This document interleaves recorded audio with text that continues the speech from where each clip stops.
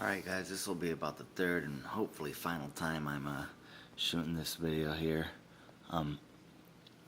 This is pretty much help for anyone that hasn't been able to remote play with their Z3 compact or Z3 device. The way that Sony has you do it, they have you register the device and then it tries to play through the Wi-Fi and Bluetooth. I found that just not reliable and not really playable or anything, honestly.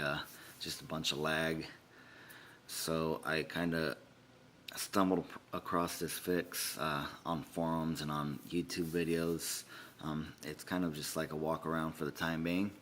Who knows what will happen when they update this phone, but for now remote play can be used and it works pretty dang good. So let's get started here. First off, if you have your Xperia already registered on your PlayStation, you need to unregister that on the PlayStation.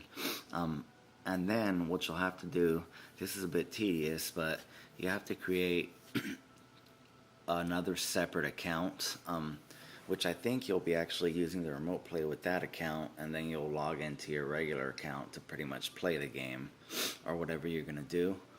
But you have to make that other account like a guest account, or I would just make a separate account.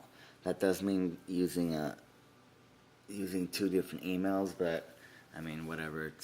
It's small price to pay to be able to play. So when you do those things, I'm not really showing the PlayStation screen because I don't really need to at the moment. I'm logged out of both of them. Make sure you're logged out of both of them. You can just long press the DualShock and then go ahead and log out of each one individually. And then here you probably don't want to have any apps really running in the background when you're doing this. So what I'll probably do is, if you have location turned on, turn that off. Go into your settings. Go ahead and I'll turn off the auto sync, just because that sync stuff in the background and maybe it'll cause some lag. Go ahead and turn on your Wi-Fi here, because that's what you'll need. And I just kind of make sure that not a bunch of apps are running in the background. So then you would go to your remote play app, and I'm not really showing what's going on here on the TV screen, but I'll walk you through it. At this point, I'm logged out of both accounts, and when you press, it says press the PlayStation button. You'll press the button. It'll take you to where you want to sign in. Now, this is my primary. This is the secondary, just for the remote play. So I will choose the one to the left, which is just the secondary account. I'll wait a little bit, and then at this point, I'll go ahead and hit the next option here on the remote play. And keep in mind, after I unregistered this, I never really re-registered it. You just kind of leave it be. So here, it went ahead and it's mirroring it on the screen now. And then this has always been a little bit weird. I don't know if it's sometimes it takes me right to the login screen, or sometimes it won't. So I'll long press the button here. It didn't take me, so I'll hit log out of PlayStation at this point. But it doesn't really log you out. You have to do it like 2 or 3 times.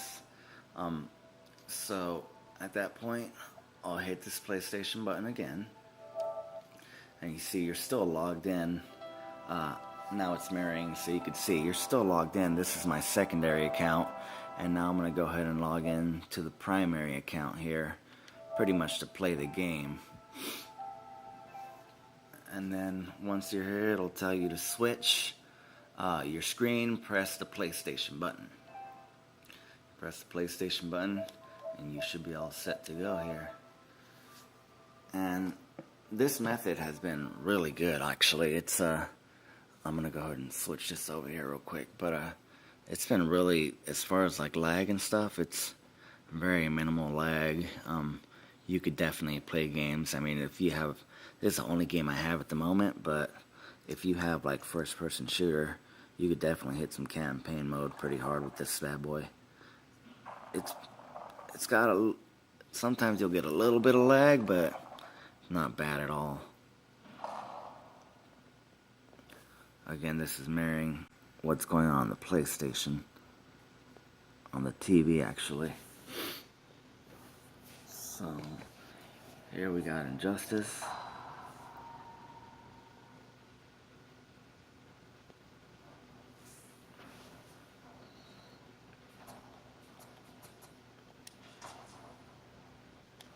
Let's go to training just to show you guys a little bit.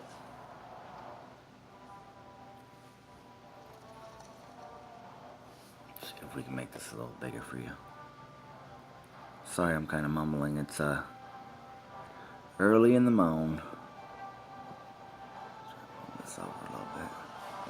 Get a better look. I did order the. I got the Nyko clip coming. I'm pretty excited. I'll be able to strap that bad boy onto here and have a go at it.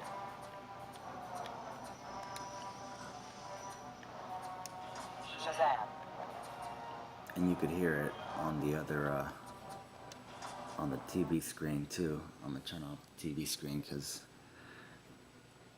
it's just gonna, you'll be able to hear. It does have a little tiny bit of lag, but it's still very playable. And sometimes like when you barely start, like the first time you go into the game, it'll lag a little bit, but usually smooths out pretty quick. So you're all set here.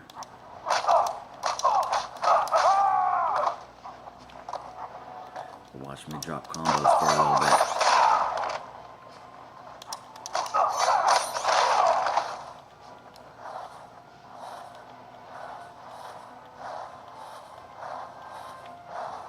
And that's pretty, I mean, that's pretty dang good.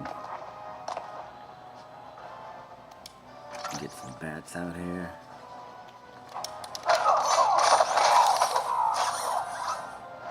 Dropping combos.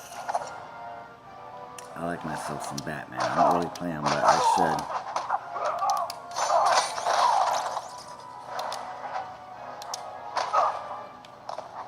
It's kind of hard just looking at this through my my phones.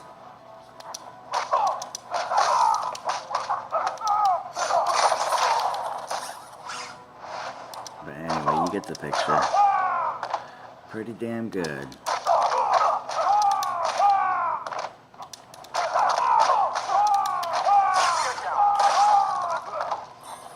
We had a little bit of lag there.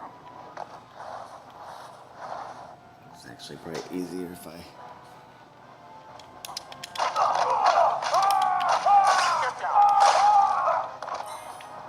Anyway. That's very playable. And you could do, I mean, you could do whatever. You could go back to the home screen, switch it up over here, play my other character. It's all very... working very well with this workaround.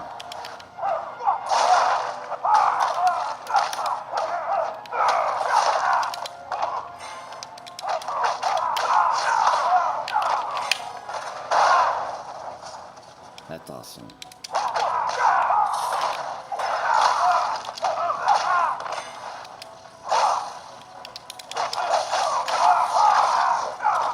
Alright, hopefully this helped some of you guys that were having some issues and were probably like, God damn it, I bought this phone and now I can't even use it.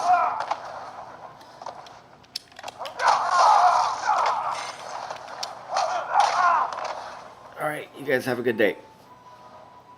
Oh, and usually when I'm done playing, I'll usually just log out of both accounts, so when I go ahead and reboot or turn back on my my PlayStation, it'll take me to the account screen, you know, and let me choose which one I want to log on to.